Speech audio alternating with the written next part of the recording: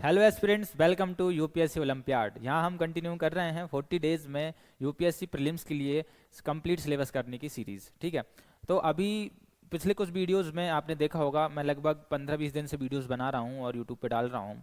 थोड़ा सा मेरा जो एटीट्यूड था, जो मेरा हाव भाव रहता था, वो थोड़ा अलग रहता था, क्योंकि ये मेरे लिए जो पूरा सेटअप है ऑनलाइन वाला, ये मेरे लिए नया है ना। इससे पहले मैंने ऑफलाइन क्लासेस ली हैं या फिर गूगल मीट पे या जूम पे मैंने मेंटर से प्रोग्राम्स भी लिए हैं। ठीक है, या 1-to-1 कन्वर्सेशन किया है स्टूडेंट्स के साथ। वहाँ पर ये रहता था कि कम से कम सामने वाला रहता था। ठीक है, 2 वे कम्युनिकेशन होता था, तो पता रहता था कैसे बात करनी है, क्या समझाना है। ठीक है, लेकिन यूट्यूब पर, यहाँ पर जबकि मैं ये लेक्चर रिकॉर्ड कर रहा हूँ, यहाँ पर सामने कोई नहीं रहता है, ये कैमरा रहता है और मैं मेरी पीपीटी के साथ यहाँ खड़ा रहता हूँ। तो बहुत अजीब सा लगता है, बहुत अटपटा सा था ये मेरे लिए शुरुआत में। ठीक है, बहुत ही नर्वस फील होता था। ठीक है, समझ ही नहीं आता था, मतलब जो चीज़ें आती हैं वो तक नहीं समझा पाता था। ठीक है, खुद भी नहीं समझ पाता था। तो ये चीज़ें हो रही थी। फिर लोगों ने देखे, लोगों ने लेक्चर्स देखे और फिर ऑब्जर्व करके बताया क्या क्या कमियां हैं, कैसा लग रहा है, क्या करना चाहिए, है ना, सपोर्ट किया। तो फिर धीरे धीरे लगा कि चलो लोग साथ हैं और मैं सही डायरेक्शन में जा रहा हूँ। तो सुधार कर रहे हैं धीरे धीरे। मैं इस स्टोरी से आपको ये बताना चाह रहा हूँ कि शुरुआत में जो चीज़ें होती हैं वो हमेशा टफ होती हैं या चैलेंजिंग होती हैं। ठीक है ना, शुरुआत अटपटी ही होती है, इजी नहीं होती है किसी भी चीज़ की। ठीक है, लेकिन अगर आप रुके नहीं, आपने अगर हार नहीं मानी, आप बस करते रहे, बाद में लोग भी साथ आते हैं। ठीक है ना, लोग भी आपको सपोर्ट करते हैं, लोग भी आपको आगे बढ़ाने के लिए आपको मोटिवेट करते हैं और खुद को भी समझ आ जाती है कि कहाँ गलती थी, अब कैसे सुधारना है। तो यहाँ पर जो मूल मंत्र है, जो बेसिक जो कॉन्सेप्ट है, वो क्या है कि रुकना नहीं है। ठीक है, हार नहीं मानना है, बस आगे बढ़ते चलो। भले ही आप कमज़ोर बन के चलो, भले ही आप गलतियाँ करके आगे बढ़ो। ठीक है, पर करते रहो, आगे बढ़ते रहो, फिर धीरे धीरे सुधार लेना यार। ठीक है, जो लोग परफेक्शन के लिए बैठे रहते हैं कि यार जब हम बढ़िया परफेक्ट हो जाएंगे तब अटेम्प्ट देंगे या तब टेस्ट देंगे, तो ये सारी चीज़ें फालतू की बात है। आप शुरुआत करो, आप टेस्ट देना शुरू कर दो। भले ही सिलेबस नहीं हुआ है आपका, आपको कुछ नहीं आता है, आपने कुछ भी नहीं पढ़ा है, फिर भी आप टेस्ट देना शुरू कर दो।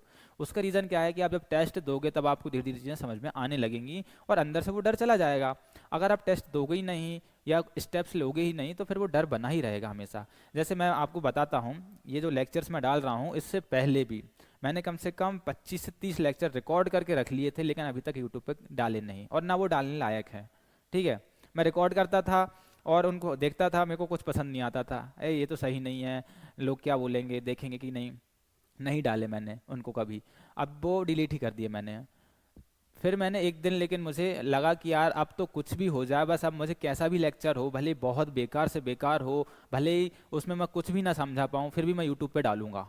ठीक है, और वो लेक्चर मैंने डाल दिया और वहाँ से शुरुआत हो गई। अब मैं हर दिन लेक्चर डालता हूँ, हर दिन पढ़ाता हूँ, मेरी कंटिन्यूटी नहीं टूट रही है।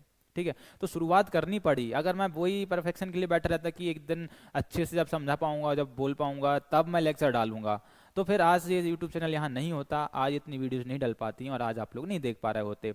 और मैं बिल्कुल ये वादा करता हूँ और ये दावा भी करता हूँ कि आगे चल के देखिएगा आप, इस YouTube चैनल पर ही यहाँ पर मिलियन सब्सक्राइबर भी होंगे, क्वालिटी कंटेंट भी मिलेगा, मैं भी बहुत शानदार तरीके से चीज़ें पढ़ा पाऊँगा, समझा पाऊँगा, अच्छे से आर्टिकुलेट कर पाऊँगा और आप लोगों को भी इसका फ़ायदा मिलेगा। ठीक है, और आप क्या मुझसे ये दावा कर सकते हैं कि आप भी ये वादा और ये दावा कर सकते हैं कि हाँ सर ठीक है, इस बार देखना आप, पिछली बार भले ही हम फेल हो गए थे, पिछली बार हम नहीं दे पाए अटेम्प्ट या जो भी रीज़न था, इस बार देखना हम निकाल के बताएंगे। ठीक है, ये वादा करो और ये दावा करो, जैसे कि मैंने किया यहाँ पर। चलिए अब यहाँ पर हम स्टार्ट करते हैं यूनियन एग्जीक्यूटिव पार्ट 2। हमने काफ़ी सारी चीज़ें कंप्लीट कर ली हैं, पुराने लेक्चर्स देख लीजिए, थंबनेल पे पूरा टॉपिक्स लिखा हुआ है, क्या क्या करवाया है। अब हम पढ़ते हैं पीएम। ठीक है, prime minister of India article 75 में है। आर्टिकल 75 क्या बोलता है कि प्राइम मिनिस्टर ऑफ इंडिया जो है वो कौन अपॉइंट करेगा, उनको प्रेसिडेंट अपॉइंट करेंगे। ठीक है, और वो कैसे करेंगे अपॉइंट, वो ये देखेंगे किस पार्टी के पास मेजोरिटी है लोकसभा में और उसका जो लीडर है उसको वो प्राइम मिनिस्टर ऑफ इंडिया बना देंगे। ओके, देन इसके बाद यहाँ पर अगर कोई भी पार्टी मेजोरिटी में नहीं है, ठीक है, मेजोरिटी में है तब तो कोई प्रॉब्लम नहीं, नहीं है तब प्रेसिडेंट के पास पर्सनल डिस्क्रिशन होता है और प्रेसिडेंट के पास सिर्फ यही डिस्क्रिशन होता है, सिर्फ ओनली ओनली एक ही डिस्क्रिशन होता है, बाकी और फिर कहीं भी वो किसी भी मैटर में वो अपनी खुद का नहीं सोच सकता है, खुद का डिस्क्रिशन यूज नहीं कर सकता है। ये डिस्क्रिशन पे वो क्या कर सकता है, किसी भी पर्सन को पीएम बना दे और फिर बाद में उसको बोले कि अब आप अपनी मेजोरिटी प्रूव करो। ठीक है, तो यहाँ पर आगे चलते हैं। अब जो पीएम बने हैं, पीएम का क्या पावर है, क्या रोल है पीएम के, ठीक है। तो सबसे पहली बात तो पीएम के आप सबको पता है पीएम के क्या रोल है, हम देखते ही हैं पॉलिटिक्स, लेकिन यहाँ पर थ्योरी समझते हैं कि सबसे पहली बात तो वो पोर्टफोलियो डिस्ट्रीब्यूट करता है, मतलब कौन किस मिनिस्ट्री को संभालेगा, कौन सा पर्सन कौन सा मिनिस्टर बनेगा, ये सब कौन बताता है, पीएम डिसाइड करता है। ओके, फिर यहाँ पर जो मिनिस्टर्स की अपॉइंटमेंट है वो करते प्रेसिडेंट हैं, लेकिन किसकी एडवाइस पर, प्राइम मिनिस्टर की एडवाइस पर, ठीक है। तो प्राइम मिनिस्टर की एडवाइस पर यहाँ पर मिनिस्टर्स अपॉइंट होते हैं। देन और क्या करते हैं, ये पीएम का हर जगह इन्फ्लुएंस होता है, कोई भी पॉलिसी बन रही है, कोई भी डिसीजन हो रहा है तो पीएम की मर्जी के बाद ही होगा, बिना उसकी मर्जी के पत्ता भी नहीं हिलेगा। इंडिया में ये है, ठीक है। पार्लियामेंट्री फॉर्म ऑफ गवर्नमेंट है और उसमें भी प्राइम मिनिस्ट्रियल गवर्नमेंट है अभी फिलहाल, तो कोई पत्ता भी नहीं हिलेगा उसकी मर्जी के बिना। ओके, फिर वो गाइड, डायरेक्ट, कंट्रोल और कोऑर्डिनेट करता है सारी मिनिस्ट्रीज को। ओके, और अगर यहाँ पर उसने रिजाइन कर दिया पीएम ने, ओके, पीएम अकेले ने रिजाइन कर दिया तो सारी काउंसिल ऑफ मिनिस्टर जो है वो डिसॉल्व हो जाएगी, उसको भी रिजाइन करना पड़ेगा। क्यों? क्योंकि यहाँ पर एक प्रिंसिपल है, सिंक एंड स्विम टुगेदर। मतलब क्या है, हम तो डूबेंगे सनम, तुझको भी ले डूबेंगे। मतलब यहाँ पर अगर पीएम ने रिजाइन कर दिया तो जितने भी मिनिस्टर हैं उनको भी रिजाइन करना ही पड़ेगा। ओके, देन ठीक है, आगे चलते हैं। हाँ, अगर आप लोग इंदौर में हैं, ठीक है, अगर आप लोग इंदौर में हैं तो ये वाला टेस्ट जरूर दें, फ्री ओपन मॉक टेस्ट है, ठीक है, 4 जनवरी से है। और यूपीएससी ओलंपियाड अब आपके साथ है, यहाँ पर इंदौर में है, और अब प्रीलिम्स तक बिल्कुल, और आगे भी तैयारी तक आपके साथ है, ठीक है। तो सबसे शुरुआत आप करिए, नए साल की रिजोल्यूशंस वगैरह मत लीजिए, सिर्फ टेस्ट दीजिए और शुरू करिए बिना कुछ सोचे समझे, ठीक है। यहाँ रजिस्टर कर लीजिए, ये क्यूआर कोड को स्कैन करके। ये ऑनलाइन भी है बट आप ऑफलाइन देने आइए, ठीक है। अगर आप इंदौर से हैं तो फिर आप यहाँ पर भभरकुआ सब जानते हैं, ठीक है, भभरकुआ पर अपना सेंटर है, यहाँ पर आप आइए और ऑफलाइन टेस्ट दीजिए। बहुत शानदार टेस्ट है, आपको पता चलेगा कि आपकी तैयारी में अभी और क्या सुधार करना है, किस चीज़ में आपको काम करना है और क्या चीज़ आपकी स्ट्रांग है, ठीक है। चलिए, अब अपन पीएम और प्रेसिडेंट के बीच का क्या रिलेशन है वो समझ लेते हैं। देखो, प्रेसिडेंट के पास कोई भी बात पहुंचानी होती है, प्रेसिडेंट को कुछ भी बात पूछनी होती है, ठीक है, तो वो कौन बताता है उसको, प्राइम मिनिस्टर। अब प्रेसिडेंट किससे पूछेगा, ठीक है, पूरी काउंसिल ऑफ मिनिस्टर्स को तो नहीं बुलाएगा ना, वो सारे मिनिस्टर्स आके बता रहे हैं ये बात है, ये ऐसा चल रहा है, वैसा चल रहा है सरकार में, ये नहीं बताएंगे, पीएम बताता है उसको सब कुछ। तो प्राइम मिनिस्टर ऑफ इंडिया यहाँ पर प्रिंसिपल चैनल ऑफ कम्युनिकेशन होते हैं, ठीक है। जो भी बात करनी है, जो भी एडवाइस और जो भी चीज़ें हैं वो सब प्राइम मिनिस्टर ही करता है प्रेसिडेंट के साथ। ओके, फिर पार्लियामेंट के साथ क्या रिलेशन है। पार्लियामेंट, देखो, सबसे पहली चीज़ तो पार्लियामेंट में जो मेजोरिटी पार्टी है उसका ये लीडर होता है, ठीक है ना, प्राइम मिनिस्टर। तो प्रेसिडेंट को यही एडवाइस करते हैं कि कब यहाँ पर सेशन बुलाना है और कब सेशन को एंड करना है, ठीक है ना। प्रोरोग और समन, समन मतलब बुलाना, प्रोरोग मतलब होता है उसको एंड करना। ये करता प्रेसिडेंट है बट किसकी एडवाइस पर, प्राइम मिनिस्टर की एडवाइस पर। देन उसके बाद अगर लोकसभा को भी डिसॉल्व करना है, ठीक है ना, तब भी उसको कौन एडवाइस करेगा, प्राइम मिनिस्टर ही एडवाइस करता है। ओके, और गवर्नमेंट की कोई भी पॉलिसीज़ हैं, गवर्नमेंट के कोई भी यहाँ पर ओपिनियन है, कोई भी यहाँ पर एम्स हैं गवर्नमेंट के, एक्शंस जो हैं वो सब बताता है पीएम। ओके, फिर इंटरनेशनल अफेयर्स भी पीएम संभालते हैं ना, prime minister of India he receive करते हैं सारे डिग्निटरीज को, ठीक है, सारे जो भी फॉरेन डिप्लोमेट्स हैं, फॉरेन जो लीडर्स हैं उनको, है ना। ओके, चलिए, यहाँ पर क्या है, अदर पावर्स में देख लेते हैं। नीति आयोग के ये चेयरमैन होते हैं, ठीक है, पीएम। देन उसके बाद नेशनल इंटीग्रेशन काउंसिल के भी ये चेयरमैन होते हैं। Inter state council, inter state council को बनाता कौन है, प्रेसिडेंट, लेकिन चेयर कौन करता है, प्राइम मिनिस्टर, ठीक है। फिर नेशनल वाटर रिसोर्स काउंसिल के भी ये चेयरमैन होते हैं। ओके, फिर यहाँ पर एक ये वाला कॉन्सेप्ट है, क्राइसिस मैनेजर इन चीफ। तो जब भी कंट्री में कोई क्राइसिस है, कोई इमरजेंसी है, कोई भी आपदा आ गई है, डिजास्टर है, तो उसको कौन संभालता है पॉलिटिकल लेवल पर, वो है पीएम, ठीक है। तो प्राइम मिनिस्टर ऑफ इंडिया की ही पूरी रिस्पॉन्सिबिलिटी भी होती है और यही देखते हैं सारा, ठीक है। देन अब यहाँ पर कुछ कॉन्स्टिट्यूशनल प्रोविजन है वो देख लेते हैं। देखिए, सिर्फ आर्टिकल 74 और 75, बस ये 2 आर्टिकल जो है कॉन्स्टिट्यूशन ऑफ इंडिया में, यही पूरा बेस है इंडिया की पार्लियामेंट्री फॉर्म ऑफ गवर्नमेंट का, ठीक है। इंडिया में अगर पार्लियामेंट्री फॉर्म ऑफ गवर्नमेंट है तो ये कौन से आर्टिकल्स बताते हैं, सिर्फ ये 2 आर्टिकल्स, ठीक है। कैसे बताते हैं कि देखो, 74 में है कि प्रेसिडेंट ऑफ इंडिया जो है उनको एडवाइस करने के लिए ये बॉडी रहेगी, काउंसिल ऑफ मिनिस्टर, जिसको हेड करेंगे पीएम, ठीक है।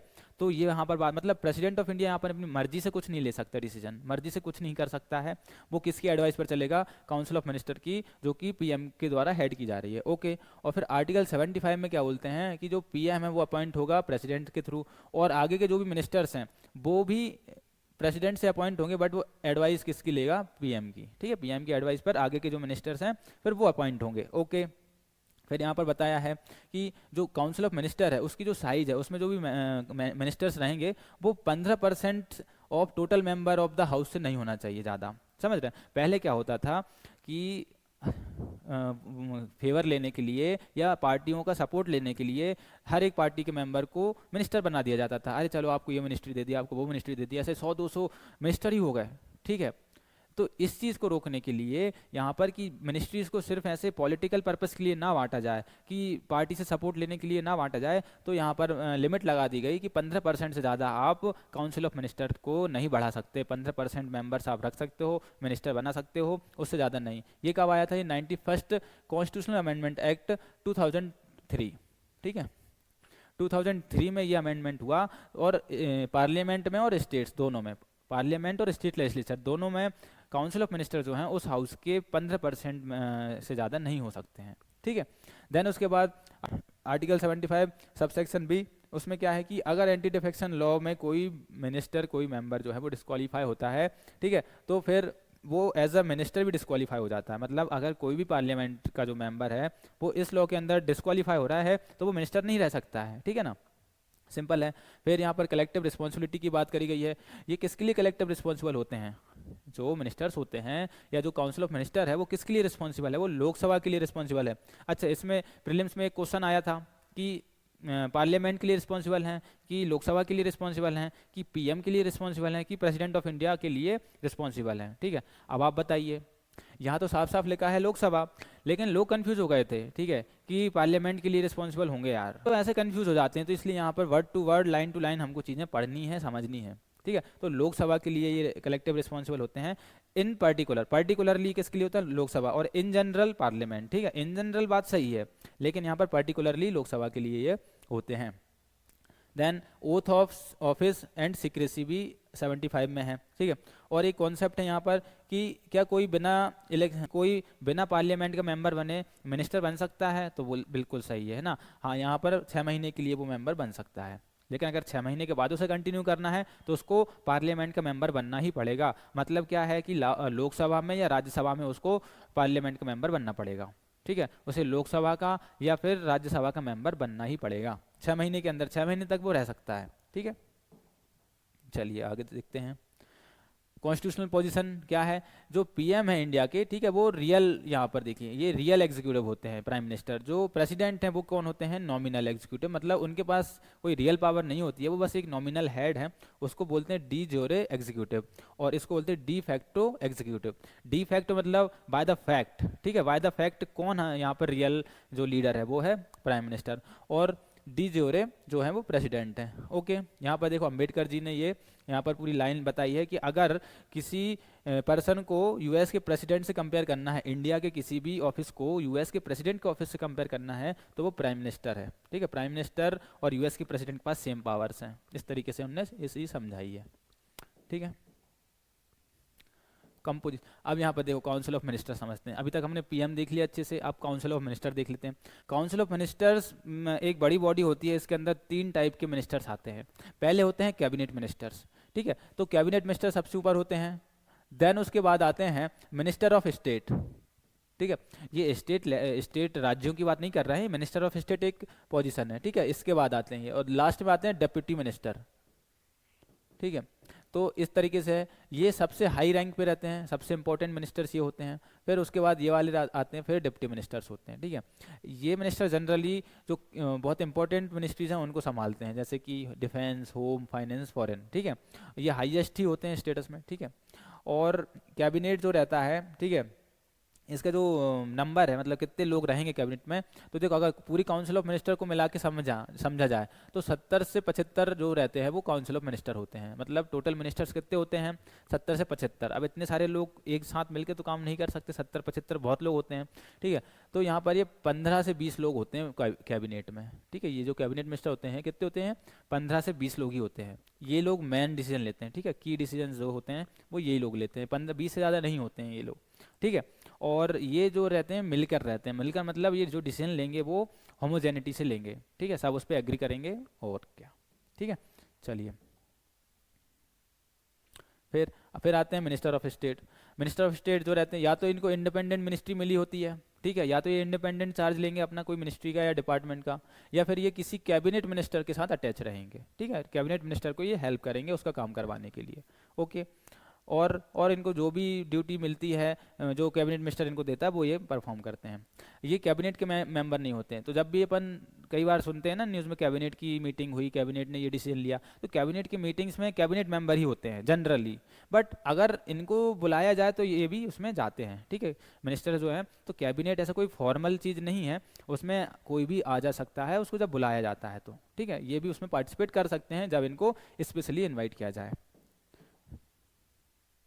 फिर आते हैं डेप्यूटी मिनिस्टर्स। डेप्यूटी मिनिस्टर वो होते हैं जिनके पास खुद का कोई इंडिपेंडेंट चार्ज नहीं होता है, इनके पास कोई मिनिस्ट्री नहीं होती है, कोई डिपार्टमेंट नहीं होता है, ये कैबिनेट मिनिस्टर के साथ या मिनिस्टर ऑफ स्टेट के साथ काम करते हैं, उनके साथ अटैच रहते हैं, ठीक है ना। ओके। फिर यहाँ पर सेक्रेटरीज रहते हैं, पार्लियामेंट्री सेक्रेटरीज, ये ऑफिसर्स होते हैं, आईएएस ऑफिसर्स, और जो पढ़ लिख के जाते हैं ना, ये मिनिस्टर्स की हेल्प करते हैं, ठीक है ना। और जनरली ये प्रोविजनर्स रहते हैं या ट्रेनिंग पे जो लोग जो जाते हैं ना आईएएस ऑफिसर, तो वो लोग होते हैं ये, ठीक है। फंक्शन देखते हैं। देखिए, काउंसिल ऑफ मिनिस्टर ही है जो पूरा फंक्शन करती है। इंडिया में जो भी गवर्नमेंट चल रही है, जो भी पॉलिसीज बन रही हैं, वो कौन देख रहा है? वो सिर्फ काउंसिल ऑफ मिनिस्टर ही देख रहे हैं ना। तो सबसे जो इसका मेन फंक्शन है वो क्या है? प्रेसिडेंट को एड एंड एडवाइस, जिसके लिए इसको बनाया गया है। काउंसिल ऑफ मिनिस्टर को बनाया क्यों गया, उसका मेन पर्पस क्या है? कि वो प्रेसिडेंट को एडवाइस करे, ठीक है। सारे जो काम होते हैं वो किसके नाम पे होते हैं? प्रेसिडेंट के नाम पे। लेकिन प्रेसिडेंट मन से अपने डिसीजन नहीं ले सकता है खुद, तो उसको कौन बताएगा? तो वो काउंसिल ऑफ मिनिस्टर बताएगी। ये उसका मेन फंक्शन है। बाकी तो ये सारी चीज़ें हैं ही। फिर ये पॉलिसीज बनाते हैं इंटरनल अफेयर के लिए, फॉरेन अफेयर के लिए, ठीक है, इकोनॉमिक एक्टिविटी के लिए, लेजिस्लेशन बनाते हैं। लॉज जितने बनते हैं कौन बनाता है? काउंसिल ऑफ मिनिस्टर बनाते हैं। काउंसिल ऑफ मिनिस्टर के अंदर कौन बनाता है? कैबिनेट। तो मेन जो बॉडी है कैबिनेट, वो लॉ बनाती है। काउंसिल ऑफ मिनिस्टर उसको हेल्प करती, सपोर्ट करती है, ठीक है। और फिर वो लोकसभा राज्यसभा में अपना पास करवाते हैं बिल। अगर गवर्नमेंट मेजोरिटी में है तो वो लॉ बनाते ही हैं, ठीक है ना। तो उनका मेन फंक्शन क्या है, समझ लिया ना? एड एंड एडवाइस करना, पॉलिसीज बनाना, फिर यहाँ लॉ बनाना, ठीक है, और ये सारी चीज़ें करना। फिर कैबिनेट के बारे में पढ़ लेते हैं अब हम, है ना। कैबिनेट जो पहले देखो, कैबिनेट का भी वर्ड था नहीं, और ओरिजिनल कॉन्स्टिट्यूशन में कोई वर्ड नहीं था कैबिनेट करके, ठीक है। ये वर्ड बाद में ऐड हुआ, लेकिन कॉन्सेप्ट हमेशा से रहा है, ठीक है। कॉन्सेप्ट कैबिनेट का हमेशा से रहा है, इस वर्ड को ऐड नहीं किया था बस। कॉन्सेप्ट क्या था कि कुछ ऐसे मिनिस्टर्स रहेंगे जो बहुत इंपॉर्टेंट हैं, ठीक है, जिनकी आपस में बनती है, जिनके पास अच्छी अच्छी मिनिस्ट्रीज हैं, जो पीएम के करीब हैं, वो लोग कैबिनेट मिनिस्टर्स रहते थे, ठीक है। 1978 44th कॉन्स्टिट्यूशनल अमेंडमेंट एक्ट में इसको ऐड किया गया। जरूरत पड़ी किसकी? आर्टिकल 352 में इसको ऐड करने की। क्यों? क्योंकि उस टाइम पे जो इमरजेंसी लगी थी ना, आपको पता है इमरजेंसी क्यों लगी थी? इंदिरा गांधी जी ने जाके बोल दिया था प्रेसिडेंट को कि आप इमरजेंसी लगा दो, ठीक है। उस टाइम पर काउंसिल ऑफ मिनिस्टर्स को भी नहीं पता था, कैबिनेट मिनिस्टर्स को भी नहीं पता था कि इमरजेंसी लगने वाली है कल से।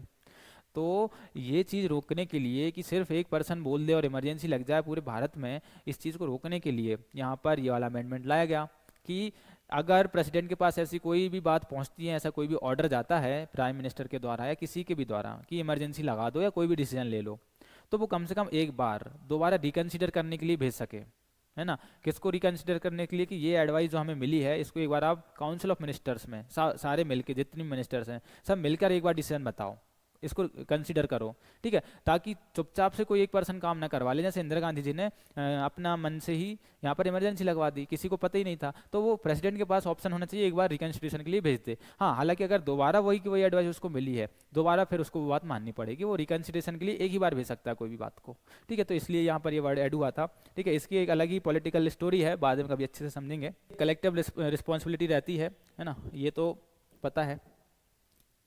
कैबिनेट का जो मेन फंक्शन है, ठीक है, वो क्या है? पॉलिसी फॉर्मुलेशन करना है, ओके, डिसीजंस लेना है, और वो भी कंसेंसस के साथ, ठीक है।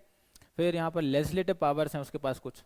लेजिस्लेटिव पावर्स में वही लॉ बनाने वाली पावर या लॉ को अमेंड करना, लॉ बनाना, ये सारी पावर्स काय में आ जाती हैं? लेजिस्लेटिव पावर्स में आ जाती हैं। फाइनेंशियल पावर्स में बजट को लेकर जितनी पावर्स हैं वो फाइनेंशियल पावर कहलाती हैं, ठीक है। मतलब बजट बनाते हैं ये लोग, है ना, बजट डिस्ट्रीब्यूट करते हैं, सैलरी देना, और किसी भी स्कीम में, किसी भी प्रोग्राम में, तो ये कौन डिसीजन लेता है? सारे कैबिनेट ही डिसीजन लेती है ना। तो यहाँ पर पावर इसके पास है। फाइनेंस मिनिस्ट्री जो है वो कैबिनेट में आता है, फाइनेंस जो मिनिस्ट्री है वो कैबिनेट में आती है, तो यहाँ पर कैबिनेट के पास फाइनेंशियल पावर्स भी हैं, ठीक है। ओके। फिर यहाँ पर अपॉइंटमेंट भी करते हैं, ये हाई जो ऑफिशियल्स होते हैं, ठीक है, हाई पोस्ट पे जो भी अपॉइंटमेंट्स करनी है वो उसका डिसीजन कौन लेता है, ये कैबिनेट लेती है। कैबिनेट भी कमिटीज़ बना के काम करती है, ठीक है, 15-20 लोग होते हैं कैबिनेट में, तो कैबिनेट की भी कमिटीज़ होती हैं, वो अपना अपना काम करती हैं, ठीक है। अभी हम आगे पढ़ेंगे कमिटीज़ भी। और बस, और क्या है, कैबिनेट कोऑर्डिनेशन मेंटेन करती है, इंटर डिपार्टमेंटल डिस्प्यूट्स ना हो, कोऑर्डिनेशन मेंटेन करती है, ठीक है। हाँ, फिर से आ गया ये एडवर्टाइजमेंट। एडवर्टाइजमेंट करना पड़ता है, तभी आप लोगों को पता चलेंगी चीज़ें कि ये चीज़ हो भी रही है। चलिए, तो यहाँ पर 4 जनवरी को पेपर है अपना, ठीक है, फ्री ओपन मॉक है, इस पर रजिस्टर कर लीजिए। अगर इंदौर में है तो ऑफलाइन जरूर देने आइए, भंवरकुआ पर अपना ये सेंटर है, ठीक है। बस चलते हैं आगे। काउंसिल ऑफ मिनिस्टर और कैबिनेट, इन दोनों में डिफरेंस क्या है, मैंने डिफरेंस पूरा बता ही दिया है, यहाँ एक बार पढ़ लेते हैं। इसमें ज़्यादा लोग होते हैं, ये वाइडर बॉडी है, इसमें कम लोग होते हैं, ठीक है। देन उसके बाद इसमें अलग अलग तरीके के मिनिस्टर्स होते हैं, एक कैबिनेट मिनिस्टर खुद होते हैं, फिर मिनिस्टर ऑफ स्टेट होते हैं, फिर यहाँ पर डिप्टी मिनिस्टर होते हैं। अब ये कैबिनेट जो है वो काउंसिल ऑफ मिनिस्टर का ही पार्ट है, ठीक है। फिर इसके पास सारी पावर होती हैं बट थ्योरी में रहती हैं। यहाँ पर ये रियल पावर कौन एक्सरसाइज करते हैं, कैबिनेट। देन यहाँ पर जो भी इसके फंक्शन है वो कौन डिसाइड करता है कि काउंसिल ऑफ मिनिस्टर क्या फंक्शन करेंगे, कैसे रहेंगे, तो वो कैबिनेट डिसाइड करती है, कैबिनेट बताती है इनको कैसे काम करना है तुम्हें, ठीक है। फिर ये जो है वो डिसीजन इम्प्लीमेंट करते हैं कुल मिलाकर, ठीक है। और जो डिसीजन लेते हैं या वो कौन है, ये कैबिनेट है, कैबिनेट डिसीजन लेती है, ये इम्प्लीमेंट करते हैं और फिर वो सुपरवाइज भी करती है इनको। ये कॉन्स्टिट्यूशनल बॉडी है, काउंसिल ऑफ मिनिस्टर जो ओरिजिनल कॉन्स्टिट्यूशन में जो मेंशन थी वो ये बॉडी है, काउंसिल ऑफ मिनिस्टर, ठीक है, आर्टिकल 74 और 75 में। इसको ये तो ये कोई कॉन्स्टिट्यूशनल बॉडी नहीं है एज सच, बट इसको कॉन्स्टिट्यूशन में मेंशन किया गया है, ठीक है, कॉन्स्टिट्यूशन में इसको मेंशन किया गया है, और वो भी आर्टिकल 352 में, ठीक है। आर्टिकल 352 में ये मेंशन है, ये एक्स्ट्रा कॉन्स्टिट्यूशनल बॉडी है, ओके। यहाँ भी कलेक्टिव रिस्पॉन्सिबिलिटी है, वहाँ भी कलेक्टिव रिस्पॉन्सिबिलिटी है। अब यहाँ पर टाइप ऑफ गवर्नमेंट देख लेते हैं। देखो, हमने पार्लियामेंट्री फॉर्म ऑफ गवर्नमेंट भी देख ली और प्रेसिडेंशियल फॉर्म ऑफ गवर्नमेंट भी देख ली पिछले लेक्चर्स में। अब यहाँ पर ये पार्लियामेंट्री फॉर्म ऑफ गवर्नमेंट के अंदर ही ये वाली गवर्नमेंट्स हैं अलग अलग तरीके की, और ये मेजोरिटी पे डिफाइन करती है, कहीं ना कहीं मेजोरिटी, ठीक है ना, कि अगर पार्टी के पास एब्सोल्यूट मेजोरिटी है, ठीक है, लोकसभा में किसी पार्टी के पास एब्सोल्यूट मेजोरिटी है, उसने गवर्नमेंट बनाई, तो वो कहीं ना कहीं वो जो गवर्नमेंट है वो 2 तरीके की बनती है। 2 तरीके कैसे, एक तो वो प्राइम मिनिस्ट्रियल बनती है, जिसका जो पूरा करता धरता होता है पीएम, ठीक है, प्राइम मिनिस्ट्रियल रहती है, या फिर वो कैबिनेट गवर्नमेंट होती है। मतलब यहाँ पर प्राइम मिनिस्टर का रोल नहीं रहता है, सब लोग मिलके यहाँ पर गवर्नमेंट बनाते हैं, कुछ कैबिनेट मिनिस्टर जो हैं, ठीक है ना। मतलब यहाँ पर 10-15 लोगों की चलती है, यहाँ सिर्फ एक ही लोग की चलती है। तो ये कब होता है, जब मेजोरिटी में हो, फुल एब्सोल्यूट मेजोरिटी में। अब प्राइम मिनिस्ट्रियल अगर गवर्नमेंट है तो आपको पता है क्या क्या होगा, प्राइम मिनिस्टर की चलेगी, चीज़ें जल्दी होंगी, है ना, आसानी से होंगी, क्योंकि एक की चल रही है, उसका डिसीजन बस सबको मानना ही है। यहाँ पर कोई डिबेट नहीं है, कोई कंसेंसस नहीं बनाना है, किसी के लिए अकाउंटेबिलिटी नहीं रहती है ना, फास्ट डिसीजन होते हैं, स्मूथ चलती हैं चीज़ें, है ना। और अगर प्राइम मिनिस्टर अच्छा है कंट्री का तो फिर अच्छी अच्छी चीज़ें होंगी, अच्छी पॉलिसी बनेगी। और अगर प्राइम मिनिस्टर ही थोड़ा गड़बड़ निकल गया तो फिर समझ लो वो क्या है, एक तरीके से मोनार्की आ जाएगी, ठीक है, राजा बन जाएगा वो तो। फिर यहाँ पर एक कॉन्सेप्ट और आ जाता है किचन कैबिनेट का, ठीक है। किचन कैबिनेट का क्या मतलब होता है, देखो, एक तो कैबिनेट होती है नॉर्मल 15-20 लोगों की, किचन कैबिनेट में 4-5 लोग होते हैं बस, 3-4 मुश्किल से, वो भी कौन, प्राइम मिनिस्टर ऑफ इंडिया के अपने खास लोग, या तो वो रिश्तेदार हो सकते हैं, उसके दोस्त हो सकते हैं, ठीक है, और भी कोई उसके रिलेटिव, या फिर खुद मिनिस्टर्स हो सकते हैं जिनकी अच्छी बनती है प्राइम मिनिस्टर से। तो ये किचन कैबिनेट का कॉन्सेप्ट आ जाता है इसमें, क्योंकि पीएम क्या करता है, फिर सबसे बात नहीं करता है, क्योंकि वो कैरिज्मेटिक लीडर है, उसकी चल रही है, ठीक है। तो वो अपने 4-5 लोगों से ही बात करेगा, जैसे कि इंदिरा गांधी जी के टाइम पे हुआ था, किचन कैबिनेट उस टाइम पे बहुत फेमस थी। वो अपने आपस में ही कुछ उनके बहुत खास लोग थे, उन्हीं से डिसीजन उन्हीं से बातें करती थी वो, और उनके डिसीजन सिर्फ उन्हीं लोगों को पता रहते थे, मतलब कैबिनेट को तक नहीं पता रहते थे डिसीजन। तो वो किचन कैबिनेट मतलब एक और छोटा उसका कैबिनेट का पार्ट, ठीक है। अब यहाँ पर कैबिनेट फॉर्म ऑफ गवर्नमेंट होती है, देखो, पीएम प्राइम मिनिस्ट्रियल गवर्नमेंट देख ली, अब यहाँ पर कैबिनेट फॉर्म ऑफ गवर्नमेंट देखते हैं। कैबिनेट फॉर्म ऑफ गवर्नमेंट में भी यही रहता है कि एब्सोल्यूट मेजोरिटी है किसी गवर्नमेंट के पास, लेकिन उसकी जो कैबिनेट है ना वो डोमिनेट कर रही है ना, कैबिनेट जो है वो डोमिनेट कर रही है। यहाँ पर ऐसा भी हो सकता है, जरूरी नहीं है कि एब्सोल्यूट मेजोरिटी हो, है ना। सरकार के पास मान लो एक पार्टी के पास एब्सोल्यूट मेजोरिटी नहीं है, उसने क्या करा, 2-3 पार्टी ने मिलकर यहाँ पर गवर्नमेंट बनाई, 1 पार्टी, 2 पार्टी, 3 पार्टी, ठीक है, इन्होंने मिलकर एक गवर्नमेंट बना ली। अब इनके जो मिनिस्टर्स हैं वो भी कैबिनेट में रहेंगे, तो ये मिलकर गवर्नमेंट चला रहे हैं, एक पर्सन के पास पावर नहीं है यहाँ पर, ठीक है ना। यहाँ पर 10-15 लोग हैं वो पावर में हैं और वो अपना काम कर रहे हैं, ठीक है ना, समझ गए। यहाँ पर जो मेन रोल है वो क्या आएगा, होमोजेनिटी का, होमोजेनिटी, मतलब सब लोगों की सोच एक जैसी होनी चाहिए, आइडियोलॉजी सेम होनी चाहिए, तब जाके डिसीजन अच्छा आ सकता है। ठीक है, और क्या हो सकता है यहाँ पर डिसीजन बाय कंसेंसस होगा, इंक्लूसिव डिसीजन हो सकता है, एक बहुत सारे लोग मिलकर डिसीजन ले रहे हैं तो इंक्लूसिव भी हो सकता है, कलेक्टिव डिसीजन हो सकता है। ठीक है, देन आती है केयर टेकर गवर्नमेंट। देखो केयर टेकर मतलब थोड़े टाइम के लिए कोई केयर कर रहा है किसी की। ठीक है, जब जो गवर्नमेंट है वो अपना कॉन्फिडेंस लूज कर देती है, मतलब मेजोरिटी में नहीं है अब गवर्नमेंट। ठीक है, फॉर एग्जाम्पल अभी जो गवर्नमेंट चल रही है, मान लो वो कल के दिन मेजोरिटी में ना रहे, है ना, लोग मतलब जो लोकसभा है उसका कॉन्फिडेंस लूज हो जाए, नो कॉन्फिडेंस मोशन आए और वो गवर्नमेंट वहीं वहीं गिर जाए। ठीक है, गिर गई, लेकिन अब एकदम से इलेक्शन तो नहीं हो सकते, इलेक्शन में टाइम लगता है, एक आध महीने का टाइम तो लग ही जाएगा। तब तक के लिए कैसे चलाएंगे सरकार? आपको पता है जैसे कि आर्टिकल 74, ठीक है ना, आर्टिकल 74 में क्या है कि जो प्रेसिडेंट है वो सिर्फ और सिर्फ सीएमओ की, सीओएम मतलब काउंसिल ऑफ मिनिस्टर की एड एंड एडवाइस पे काम करता है। मतलब अगर ये जब तक है तभी तक वो एड एंड एडवाइस देंगे और तभी तक प्रेसिडेंट काम करेगा और तभी तक कंट्री चलेगी। अगर यही नहीं है तो फिर कौन उसको प्रेसिडेंट को बताएगा क्या करना है? तो इसलिए ऐसा कभी हो ही नहीं सकता है कि काउंसिल ऑफ मिनिस्टर ना हो, इंडिया में कभी ऐसा नहीं हो सकता है। ठीक है, हाँ, अगर काउंसिल ऑफ मिनिस्टर मेजोरिटी में नहीं है तो इलेक्शन होने के तक वही वहाँ पर वर्क करेगी as a caretaker government, है ना, जो गवर्नमेंट है वही केयर टेकर गवर्नमेंट की तरह काम करेगी जब तक कि इलेक्शन नहीं हो जाता है। ठीक है, क्योंकि जो आर्टिकल 74 है वो क्या बोलता है कि जो प्रेसिडेंट है वो अपनी मर्जी से कुछ काम नहीं कर सकता है, उसको काउंसिल ऑफ मिनिस्टर की बात ही सुननी है आखिर में। ठीक है, 1971 में देखो सुप्रीम कोर्ट ने यहाँ पर क्लैरिफाई किया कि ये जो केयर टेकर गवर्नमेंट होती है, गवर्नमेंट आउट ऑफ नेसेसिटी होती है, मतलब हमें ज़रूरत पड़ गई है अभी, क्योंकि ये वाली जो सरकार है ये तो मेजोरिटी में नहीं है, तो हमें इलेक्शन करवाना है, उसमें भी टाइम लगेगा, तो इसी सरकार को बोल देते हैं आप टेक केयर करो जब तक गवर्नमेंट की। ठीक है, या फिर कुछ और वहाँ पर लोकसभा में कुछ दूसरी पार्टी को मौका दे देते हैं जब तक कि जो जो पार्टी पे सबको भरोसा है, जिस भी ग्रुप पर सबको भरोसा है उस ग्रुप को बना देते हैं सरकार में कि आप आ जाओ और जब तक केयर टेकर की तरह काम करो। ठीक है, समझ गए?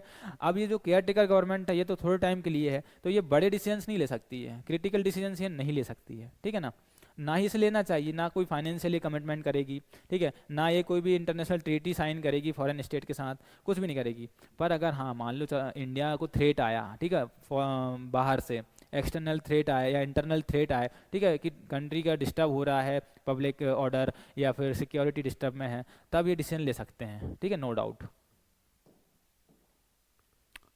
इंटरिम गवर्नमेंट एक अलग कॉन्सेप्ट है। ठीक है, इंटरिम का मतलब क्या होता है? बीच में, इंटरगम। ठीक है ना, यहाँ पर जो इंटरिम गवर्नमेंट है उसका मतलब होता है बीच में, ट्रांजिशनल फेज रहता है जो।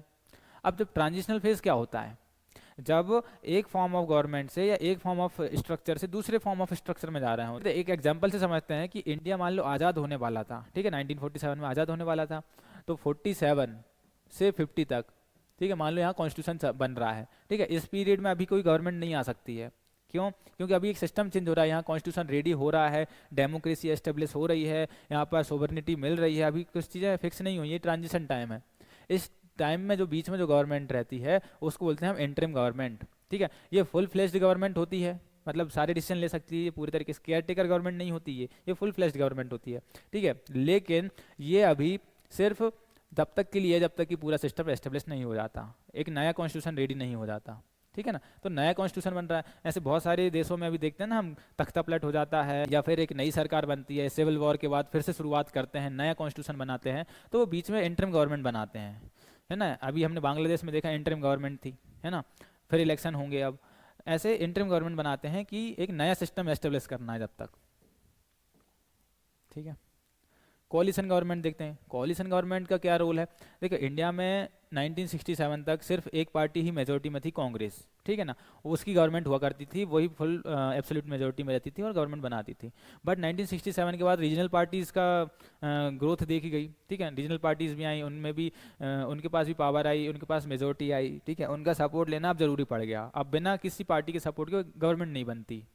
तो मतलब दो या दो से ज़्यादा पार्टी जब मिलकर गवर्नमेंट बनाती है तो उसको हम बोलते हैं कोलिशन गवर्नमेंट। ठीक है, तो पहली कोलिशन गवर्नमेंट जो फुल टाइम चली थी वो थी एनडीए, है ना, नेशनल डेमोक्रेटिक अलायंस, जो कि अटल बिहारी वाजपेयी के टाइम पे बनाई थी, और उन्होंने 1999 से 2004 तक पूरी ये फुल फ्लेज्ड बढ़िया गवर्नमेंट चलाई, कोलिशन गवर्नमेंट।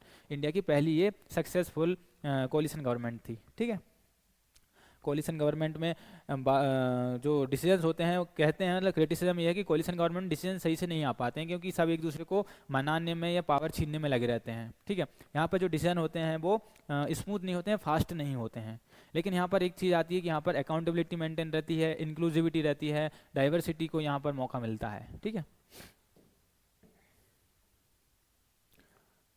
अब हम देखिए यहाँ तक कंप्लीट हो गया है हमारा पीएम, काउंसिल ऑफ मिनिस्टर्स, ठीक है, और जो भी चीज़ें थी सब हमने यहाँ कर ली हैं। अब हम पढ़ते हैं अटॉर्नी जनरल ऑफ इंडिया के बारे में। अटॉर्नी जनरल ऑफ इंडिया जो होते हैं वो भी एग्जीक्यूटिव में आते हैं और ये हाईएस्ट लॉ ऑफिसर होते हैं कंट्री के, ठीक है ना। जितने भी लॉ से रिलेटेड काम है गवर्नमेंट के वो यही देखते हैं, यही उसको एडवाइस करते हैं और वही सुपरवाइज करते हैं, ठीक है। इनको अपॉइंट कौन करता है? प्रेसिडेंट ऑफ इंडिया, ठीक है। इनकी क्वालिफिकेशंस क्या है? जैसे कि सुप्रीम कोर्ट की जज की क्वालिफिकेशन है वही सेम इनके लिए भी है कि इनको सिटीजन होना पड़ता है इंडिया का, पहली चीज़। दूसरी बात, हाई कोर्ट में इनको 5 साल जज होना ही रहेगा, ठीक है। अगर ये किसी हाई कोर्ट के 5 साल तक जज हैं तब ये बन सकते हैं, या फिर 10 साल से एडवोकेट हैं हाई कोर्ट में, ठीक है। हाई कोर्ट में 10 साल से क्या है? एडवोकेट हैं, या फिर ये प्रेसिडेंट की नज़र में एमिनेंट जूरिस्ट हैं, ठीक है। एक कंडीशन है, ये सुप्रीम कोर्ट की जज बनने की भी यही क्वालिफिकेशन है और ये सेम इनके लिए भी है। इनकी कोई टर्म फिक्स नहीं रहती है कब तक रहेंगे ये प्लेजर ऑफ प्रेसिडेंट तक रहते हैं, मतलब जब तक प्रेसिडेंट चाहेंगे तब तक ये अपने ड्यूटी करेंगे, ठीक है।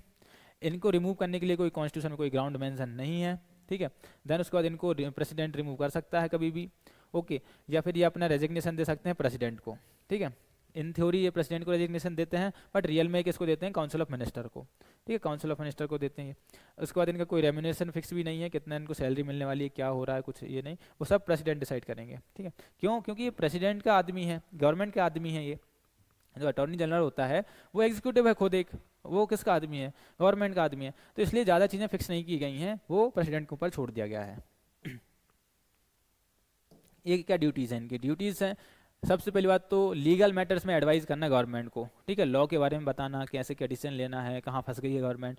और अगर गवर्नमेंट के अगेंस्ट में किसी ने केस किया है, ठीक है, जो जितने भी केसेस होते हैं गवर्नमेंट के अगेंस्ट में जहाँ पर यूनियन ऑफ इंडिया गवर्नमेंट को रिप्रेजेंट करना पड़ता है, तो वो ये अटॉर्नी जनरल ही यहाँ पर रिप्रेजेंट करते हैं, ठीक है, गवर्नमेंट को जितने भी। फिर इनको लीगल ड्यूटीज़, ये सारी बातें इसमें लिखी हुई हैं, ठीक है। अगर यहाँ पर प्रेसिडेंट को एडवाइस लेनी है सुप्रीम कोर्ट से आर्टिकल 143 के अंडर, तब भी यही रिप्रेजेंट करेंगे प्रेसिडेंट को, है ना। ये प्रेसिडेंट के बिहाफ पर ये जाएंगे अटॉर्नी जनरल ऑफ इंडिया, ठीक है, ओके।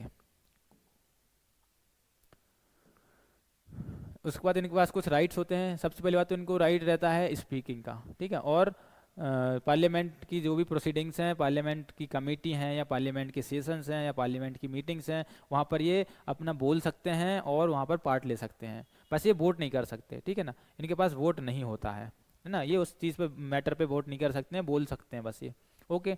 देन उसके बाद इनके पास होता है राइट टू ऑडियंस, मतलब कोर्ट में बैठने का इनके पास राइट होता है। कहीं के भी इंडिया के किसी भी कोर्ट में जाके ये बैठ सकते हैं, प्रोसीडिंग सुन सकते हैं, जजमेंट सुन सकते हैं, ठीक है, ये होता है।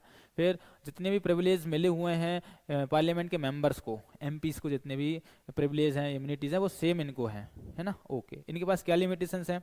पहली लिमिटेशंस तो ये है कि ये गवर्नमेंट ऑफ इंडिया के अगेंस्ट में कोई एडवाइस नहीं दे सकते हैं, ठीक है। गवर्नमेंट ऑफ इंडिया के ही आदमी हैं, उनके अगेंस्ट ये कुछ काम नहीं कर सकते हैं, ठीक है।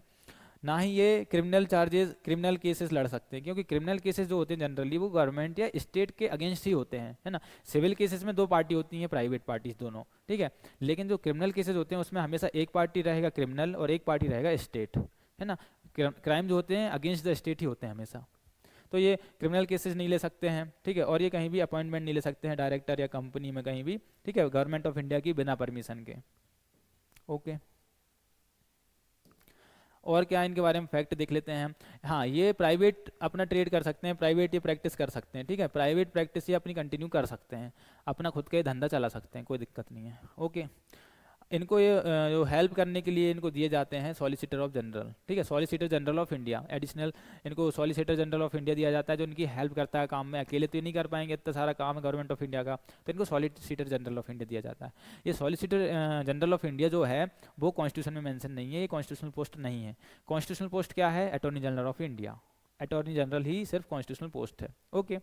दिल्ली हाई कोर्ट ने बोला हाँ ये बहुत इंपॉर्टेंट है कि ये जो पोस्ट है अटॉर्नी जनरल ऑफ इंडिया की, ये आरटीआई के अंदर पब्लिक अथॉरिटी में नहीं आती, आरटीआई नहीं लगा सकते इनके ऊपर, क्योंकि यहाँ पर देखिए हाई कोर्ट का जजमेंट है दिल्ली का, ठीक है, 2017 की बात है। तो यहाँ पर बोला गया कि आरटीआई के अंदर ये ऑफिस नहीं आता है क्योंकि ये पब्लिक अथॉरिटी नहीं माना जाता है, ठीक है, इनसे आप इन्फॉर्मेशन नहीं ले सकते हो आरटीआई के through. Okay, attorney general of India का एक रोल और बहुत इंपॉर्टेंट होता है कि जब भी कोर्ट को कंटेम्प्ट ऑफ कोर्ट वाली प्रोसीडिंग्स चालू करनी है, किसी पर कंटेम्प्ट ऑफ कोर्ट लगाना है, तब अटॉर्नी जनरल ऑफ इंडिया की कंसेंट चाहिए रहेगी, ठीक है, बिना इनके पूछे वो नहीं कर सकते। ओके, चलिए यहाँ तक तो हमारा हो गया है अभी, है ना। अब हम कमिटीज़ और पढ़ लेते हैं अच्छे से। मैंने आपको बताया था कैबिनेट कमेटी होती हैं। कैबिनेट कमेटी क्यों होती है? क्योंकि आसानी से काम हो सके, सब लोग मिलकर एक काम करें या सब अपना अपना काम बांट के काम करें। तो एफिशिएंट कौन सा मेथड है? डिवीजन ऑफ लेबर वाला, ठीक है। सोशलॉजी किसी का ऑप्शनल होगा तो फिर आपने पढ़ा होगा ना कि डिवीजन ऑफ लेबर, और सोशलॉजी का इकोनॉमी पॉलिटिक्स सब में आता है डिवीजन ऑफ लेबर, ठीक है। इससे इफेक्टिव डेलीगेशंस भी कहते हैं इसको। इफेक्टिव डेलीगेशन मतलब क्या है? सब में काम बांट दिया, दे दिया अपना अपना काम सबको, ठीक है। यहाँ पर जो ये कैबिनेट कमेटी है ये एक्स्ट्रा कॉन्स्टिट्यूशनल है, मतलब ये कॉन्स्टिट्यूशन में मेंशन नहीं है, ये कॉन्स्टिट्यूशनल नहीं होती हैं, ठीक है। ये दो टाइप की होती हैं, एक होती है परमानेंट जिनको स्टैंडिंग बोलते हैं, एक होती है टेम्पररी थोड़े टाइम के लिए बनती है, एक होती है एडहॉक, एडहॉक होती है, ठीक है। और प्राइम मिनिस्टर ऑफ इंडिया है, इनको सेटअप करते हैं एडहॉक कमेटी को। जब भी कोई जरूरत पड़ती है, जैसी भी नीड आती है, उसके अकॉर्डिंग इनको बनाया जाता है और फिर डिजोल्व कर दिया जाता है एडहॉक कमेटी को। लेकिन स्टैंडिंग कमेटी हमेशा बनी रहती हैं, ठीक है, ये डिजोल्व नहीं होती हैं। कंपोजिशन देख लेते हैं। देखो कैबिनेट कमेटी में जनरली कैबिनेट मेंबर ही रहेंगे, बट नॉन कैबिनेट मेंबर भी रह सकते हैं, है ना, ऐसा कोई फाउंडेशन नहीं है। देन उसके बाद इनका जो हेड रहेगा जनरली पीएम होता है। 8 कैबिनेट कमेटी हैं, उनमें से जो 6 कमिटीज़ हैं उनका हेड जो है वो पीएम ही है, ठीक है ना। लेकिन जो 2 बचती हैं उनके हेड अलग अलग हैं, मैं अभी बताता हूँ आपको, ठीक है। इनके जो चेयरमैन रहेगा वो प्राइम मिनिस्टर ही रहेगा जनरली। और क्या है, बस इनका वर्क देख लेते हैं। काम इनका कुछ नहीं है, काम इनका सिर्फ पॉलिसी बनाना काम है। ओके, सिर्फ इतना याद रखिए, लॉ बनाते हैं, पॉलिसी बनाते हैं, कोई पॉलिसी को रिव्यू करते हैं, ये सारी चीज़ें इनका काम है। 8 होती हैं, ये देखिए मैंने बताया जैसे कि। अब इसमें से 8 पढ़ लेते हैं। एक होती है पॉलिटिकल अफेयर कमेटी, ठीक है। पॉलिटिकल अफेयर कमेटी जो रहती है, ठीक है, पॉलिटिकल अफेयर कमेटी ये हमारे डोमेस्टिक और फॉरेन जितने भी पॉलिटिकल अफेयर्स हैं वो देखते हैं, ये पीएम हेड करते हैं इसको। फिर इकोनॉमिक अफेयर कमेटी होती है, इकोनॉमिक एक्टिविटीज़ देखती है, ये भी पीएम हेड करते हैं इसको, ठीक है। देन उसके बाद अपॉइंटमेंट कमेटी होती है, सारी अपॉइंटमेंट्स करते हैं, उसके भी हेड होते हैं पीएम, ठीक है। देन उसके बाद आता है कैबिनेट कमेटी ऑन सिक्योरिटी, इसके हेड भी पीएम होते हैं। ये सिक्योरिटी जो लिखा है वो इंटरनल सिक्योरिटी की बात होती है ना, law and order and internal security. External security यहाँ पर नहीं होती है। पार्लियामेंट्री अफेयर कमेटी है ना, ये जो पार्लियामेंट्री अफेयर कमेटी है इसको हेड करते हैं डिफेंस मिनिस्टर, ठीक है। ये जो मैंने बताया था ना, 2 अलग हैं, डिफेंस, ठीक है, डिफेंस मिनिस्टर जो हैं वो इसको हेड करते हैं। ओके, फिर कैबिनेट कमेटी ऑन अकोमोडेशन, इसको होम मिनिस्टर हेड करते हैं। ये 2 बस पार्टी हैं ऐसी जिनको प्राइम मिनिस्टर हेड नहीं करते हैं, और ये वो 2 हैं। ओके, फिर cabinet committee on investment and growth है, ठीक है, इसमें इन्वेस्टमेंट और ईज ऑफ डूइंग बिजनेस से रिलेटेड बातें होती हैं। फिर एम्प्लॉयमेंट एंड स्किल डेवलपमेंट के लिए भी ये कमेटी है, पीएम उसको हेड करते हैं। कैबिनेट कमेटी में से जो पॉलिटिकल अफेयर कमेटी है ना, ये बहुत इंपॉर्टेंट होती है। सारे जो भी पॉलिटिकल और जो भी गवर्नमेंट के डिसीजन है, मेन डिसीजन है, की डिसीजन है, वो कौन लेता है? यही लेती है पॉलिटिकल अफेयर कमेटी, और इसको सुपर कैबिनेट भी बोला जाता है, ठीक है ना। पार्लियामेंट्री कमेटी देखते चलिए।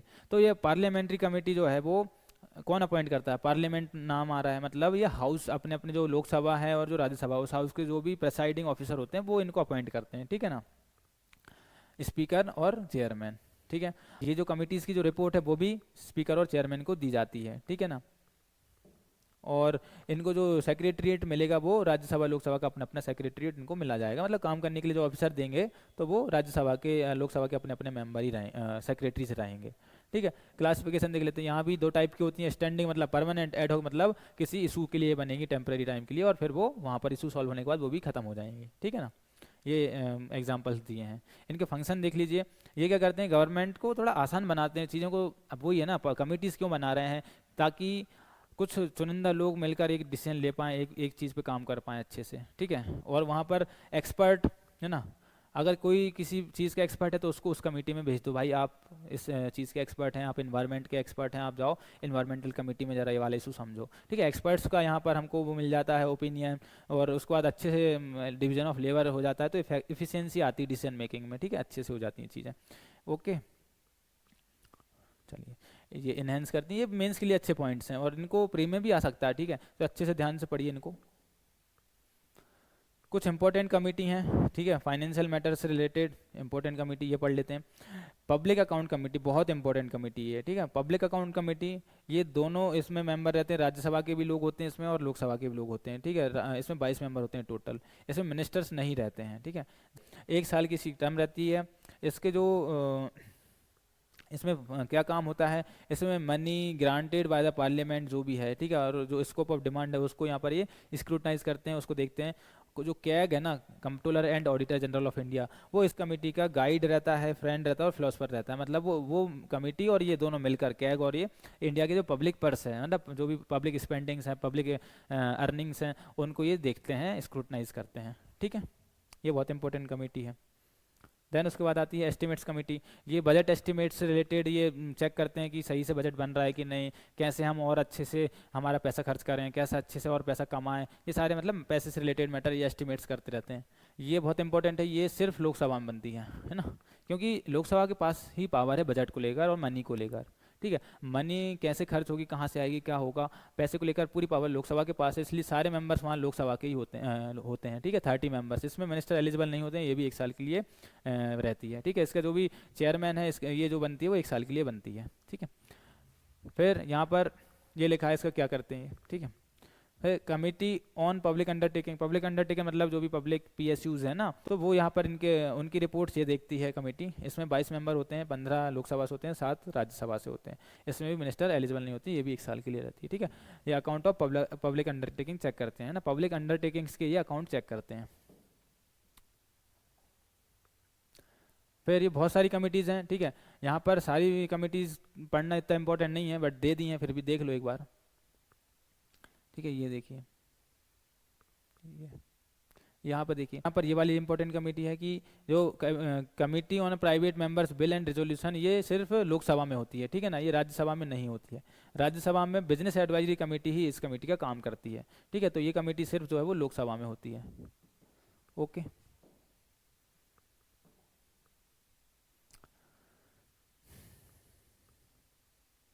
फिर यहाँ पर ये वाली कमेटी भी सिर्फ लोकसभा में होती है। ठीक है, ये वाली कमेटी है committee on absence of member from sitting the house. ये जैसे हम बताए थे ना, 60 दिन तक अगर कोई बिना बताए गायब है हाउस से, ठीक है, तो उसको फिर वहाँ से अपनी मेंबरशिप छोड़नी पड़ेगी, वो डिस्क्वालीफाई हो जाएगा। तो ये कमेटी सिर्फ लोकसभा की कमेटी है।